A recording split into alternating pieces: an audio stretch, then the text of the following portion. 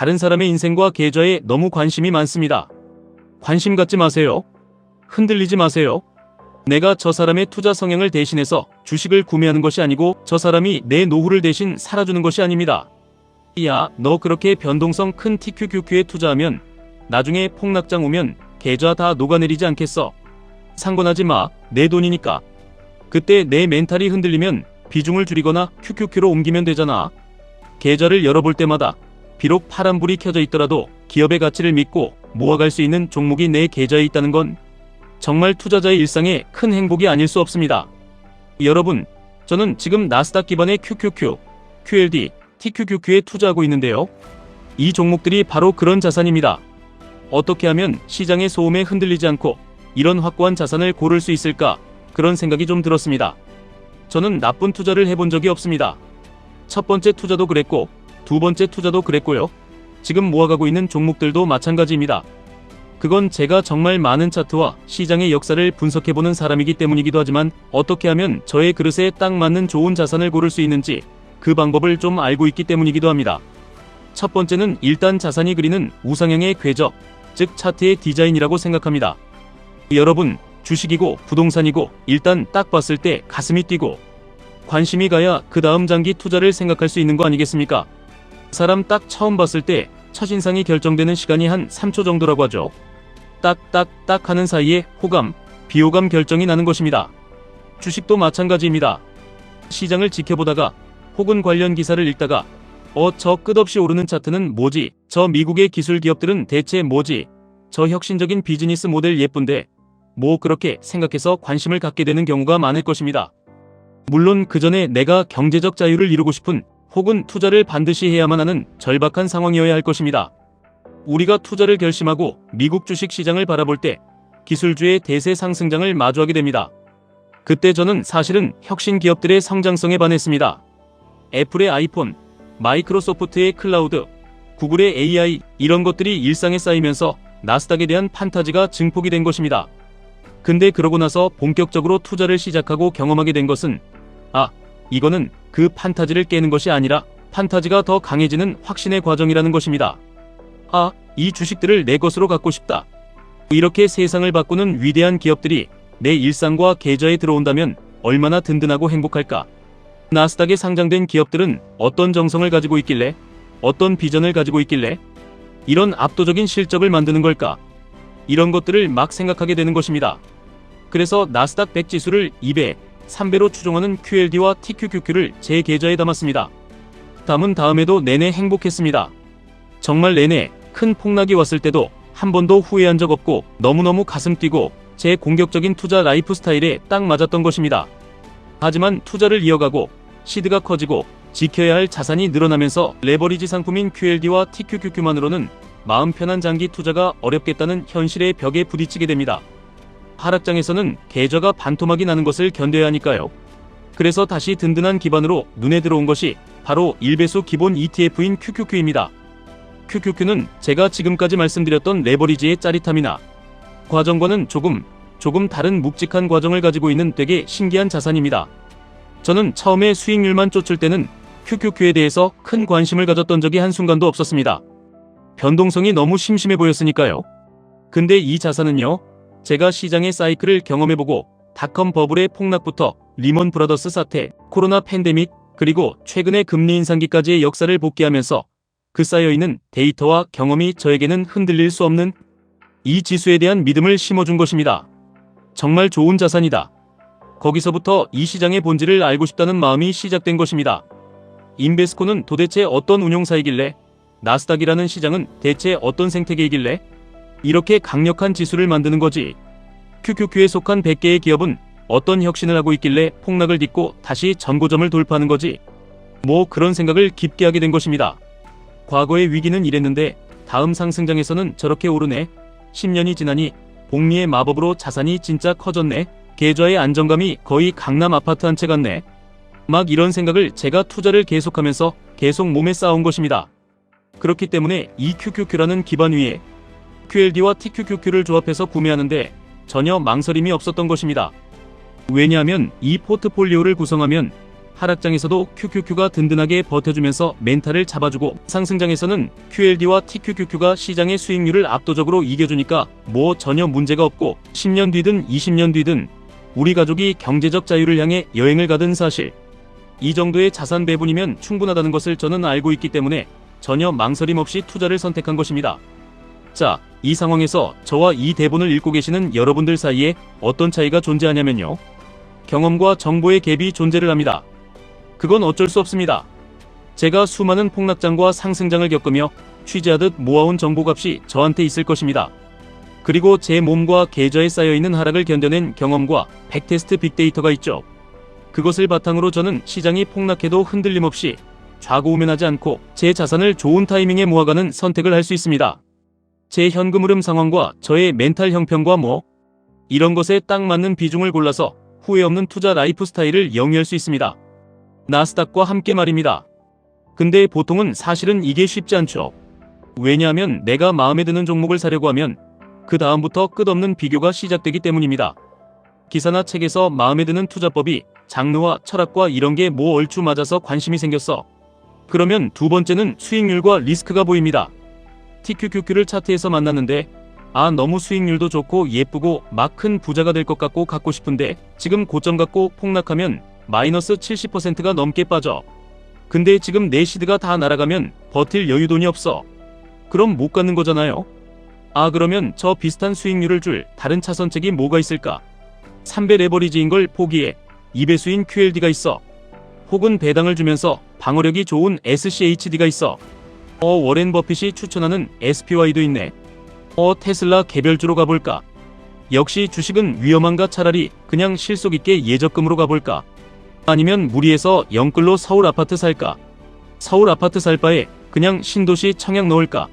막 끝도 없이 이어지는 여기에서 이제 조언을 구하기 시작하고 저 같은 유튜브 방송을 찾아보기 시작하고 이렇게 되면서 이제 의견과 노이즈의 홍수에 빠지게 되는 것입니다.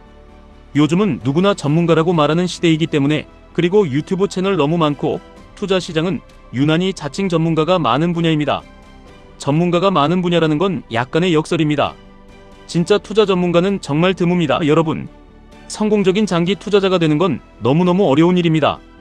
인내심과 멘탈의 문턱이 너무나 높기 때문이라고 저는 생각합니다.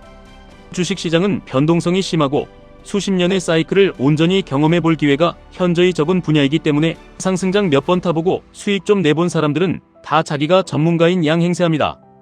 이런 거 속으시면 안 됩니다. 진짜 투자 대가들은 사실은 정답을 아는 척 행세를 하지 않죠. 그냥 내가 시장에서 잃고 벌며 느낀 것, 내가 지금까지 쌓아온 경험치에 비해서 이 자산이 어느 정도 위치에 있고 내가 이런 철학을 가지고 있기 때문에 당신에게 이런 방향도 있다고 권하는 것이고 철저히 자기 생각을 이야기할 뿐입니다.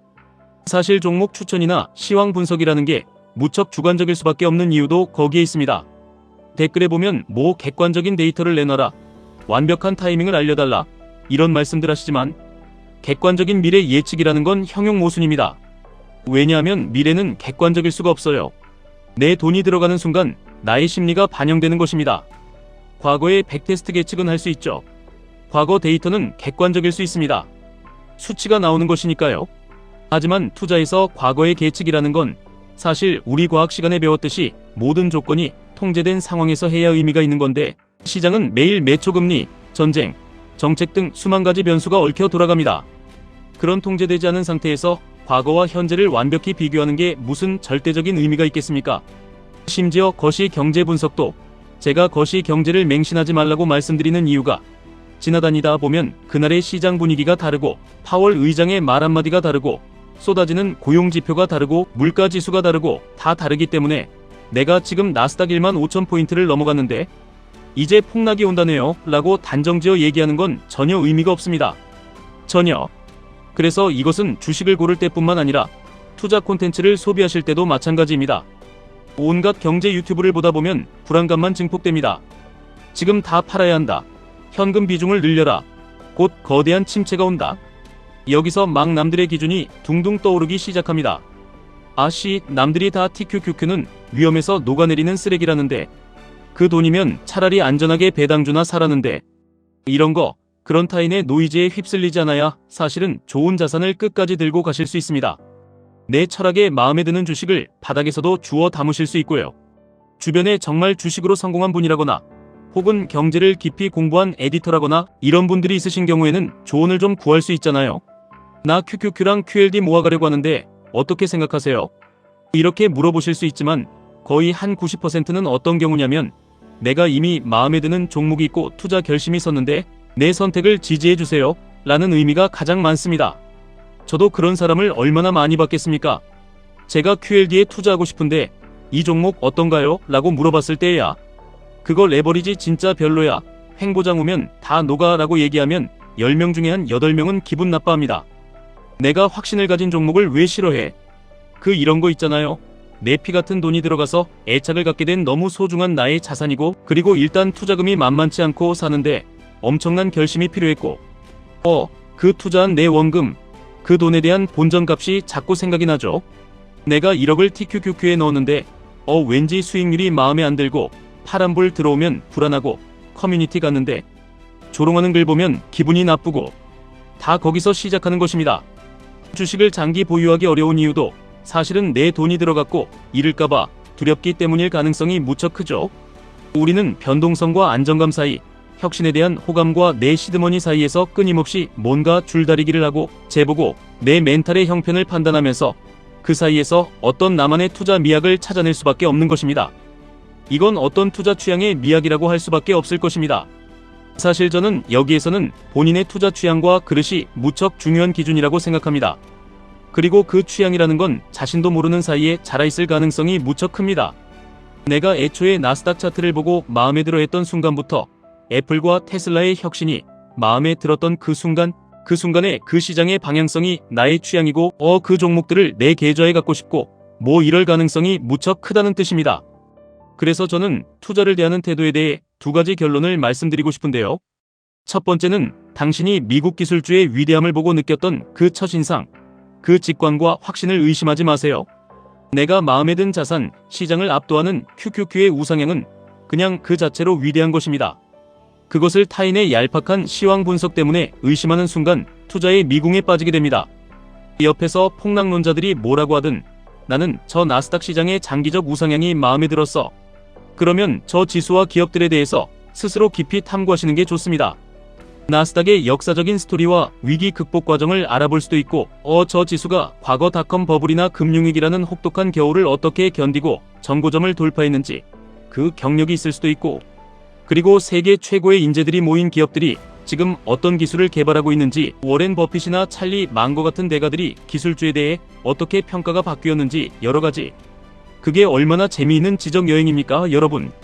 경제적 자유를 향한 위대한 여행인 것입니다.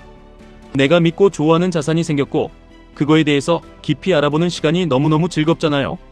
이 확신을 다져가는 과정 자체를 즐기는 게 되게 중요합니다.